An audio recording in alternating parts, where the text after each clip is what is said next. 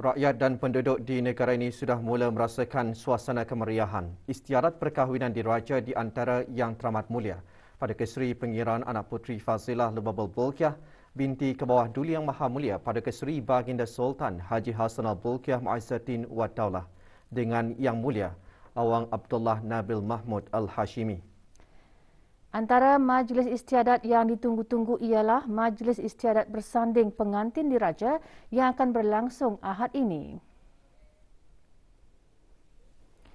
Bermulanya majlis-majlis bagi istiadat perkahwinan diraja beberapa hari lalu, suasana waktu malam berubah wajah diterangi dengan lampu-lampu neon yang bergemerlapan di sekitar bandar Seri Begawan bagi menyemarakkan majlis-majlis istiadat berkenaan.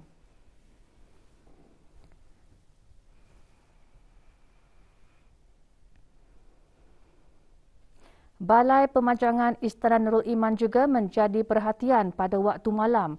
Alat-alat perhiasan diraja dipasangkan di atas balai pemajangan tersebut merupakan antara perhiasan yang diwarisi dari zaman pemerintahan Sultan-Sultan Brunei yang masing-masing melambangkan sesuatu ciri.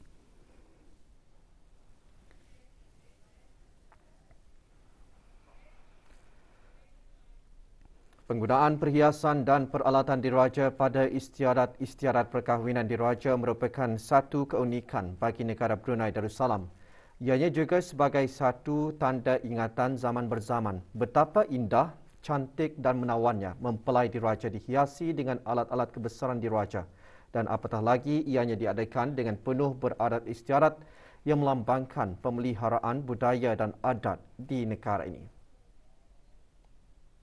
Dalam istiadat-istiadat perkahwinan diraja, penggunaan perhiasan dan peralatan diraja adalah sebagai alat utama yang dipasang sebelum lagi diadakan majlis-majlis yang beristiadat.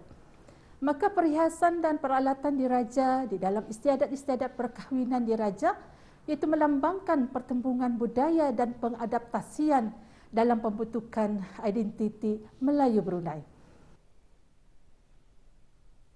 Ini adalah salah satu peluang dan kesempatan yang amat berharga untuk generasi muda sendiri melihat perhiasan dan peralatan diraja tersebut dan cara penggunaannya kerana ia bukan selalu diguna pakai. Ia hanya cuma diguna pakai semasa istiadat diraja dijalankan. Di masa akan datang juga, generasi muda lah pelapis baru untuk mengekalkan khazanah-khazanah ini. Mengenai dengan perhiasan peralatan perkahwinan semasa majlis istiadat perkahwinan diraja ni baik, amat baguslah. Lagipun barang ni jarang ada keluar. Bagi pandangan amba memang baguslah. Lagipun barang ni kadang-kadang generasi muda kita ni ada banyak yang dah tahu ni barang-barang macam ni. Mungkin salah satu rujukan penggunaan perhiasan dan peralatan diraja ini dapat memperlihatkan kepada orang ramai, terutama sekali orang Brunei inilah dan juga orang yang orang luar negeri untuk melihatkan macam mana institusi berajaan ini pun sentiasa memelihara alat-alat tradisi kebruneian, terutama sekali ketika acara-acara penting ini seperti istiadat perkahwinan diraja.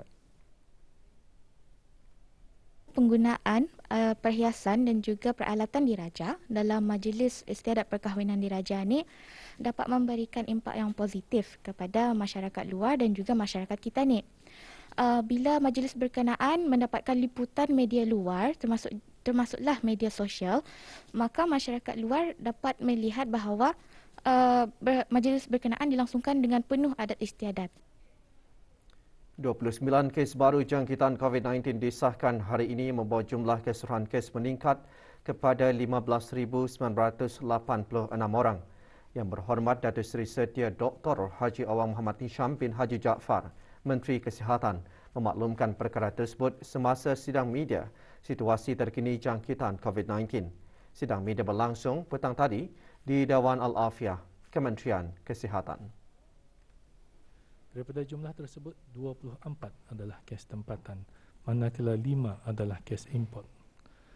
Jumlah kes baru ini adalah hasil daripada 2,380 jumlah ujian makmal yang dijalankan dalam tempoh 24 jam.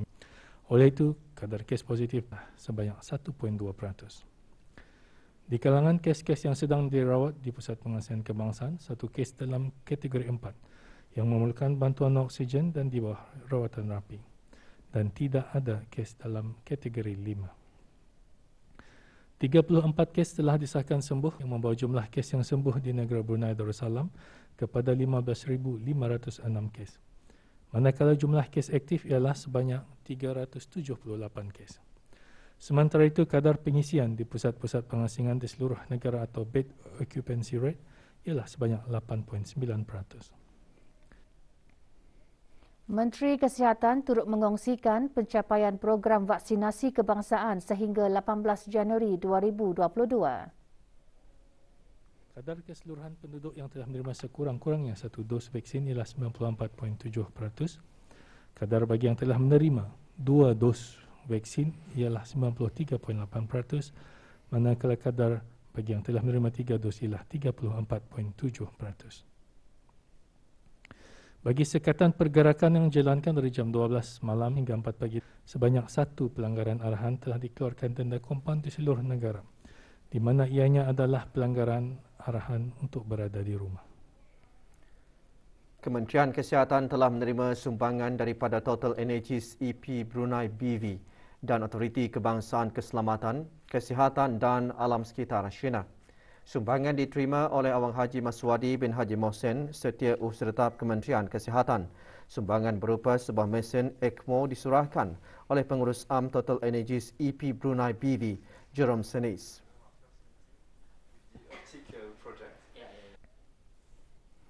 Sementara sumbangan berupa 100 unit sungkup muka daripada Shina diterima oleh Dayang Atirah Fakriyah binti Haji Awang Yusof, Ketua Bahagian Perhubungan Korporat Kementerian Kesihatan.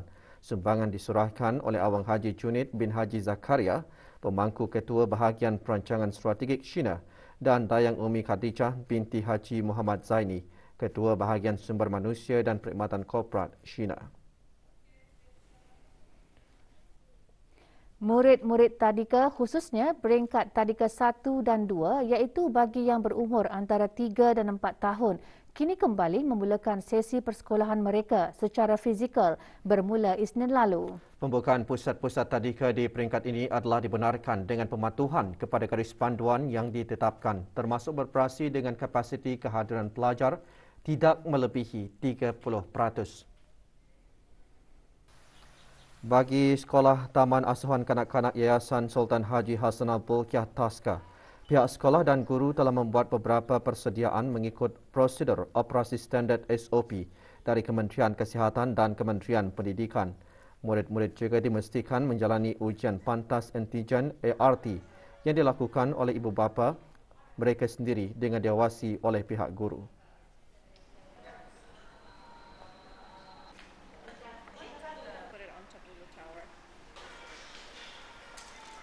Bagi kindergarten ni memerlukan diorang itu datang ke sekolah secara fizikal. Kalau di sekolah banyak yang dapat kami buat macam physically, socially anak itu macam mana, banyak kemahiran yang dapat kami berikan arah kanak-kanak itu di sekolah. Dalam tinjauan kru RTB di Sekolah Nusa Jaya Kampung Kriam Daerah Tutong, sebelum memulakan sesi pembelajaran, pihak sekolah melaksanakan whole school modification approach dengan mengikuti SOP yang ditetapkan.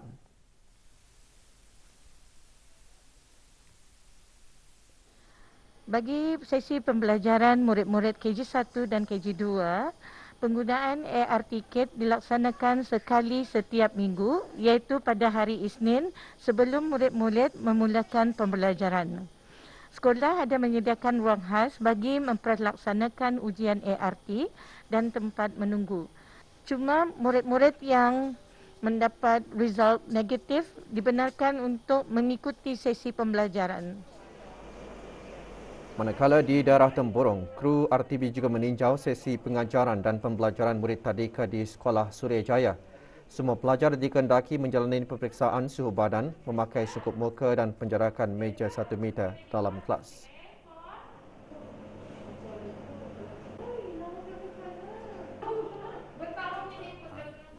Apabila dalam darjah kanak-kanak pun digalakkan sentiasa menggunakan hand sanitizer, sekurang-kurangnya 30 minit sekali, ataupun membasuh tangan dengan sabun. Beberapa orang warga negara asing ditahan setelah didapati melakukan kesalahan di bawah Akta dan Peraturan Imigresen Penggal 17. Penahanan dibuat hasil operasi tumpas yang menyasarkan beberapa buah rumah sewa di Mukim Sengkurung. 2 orang lelaki dan 3 orang perempuan ditahan atas kesalahan tinggal lebih masa, gagal menunjukkan sebarang pas imigresen yang sah dan kesalahan melindungi pesalah-pesalah imigresen. Operasi dijalankan oleh pihak penguatkuasa undang-undang, Jabatan Imigresen dan Pendaftaran Kebangsaan. Para pesalah dibawa ke bahagian penguatkuasa undang-undang JIPK bagi tindakan lanjut.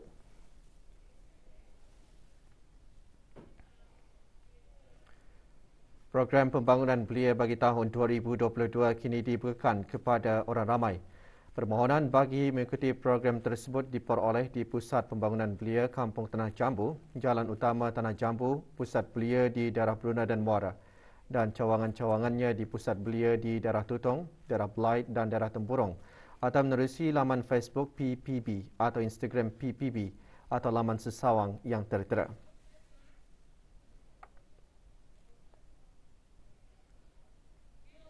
Borang lengkap diisi hendaklah dikembalikan pada hari Sabtu 12 Februari 2022 pukul 4 petang di Pusat Pembangunan Belia Kampung Tanah Jambu, Jalan Tanah Jambu semasa waktu pejabat.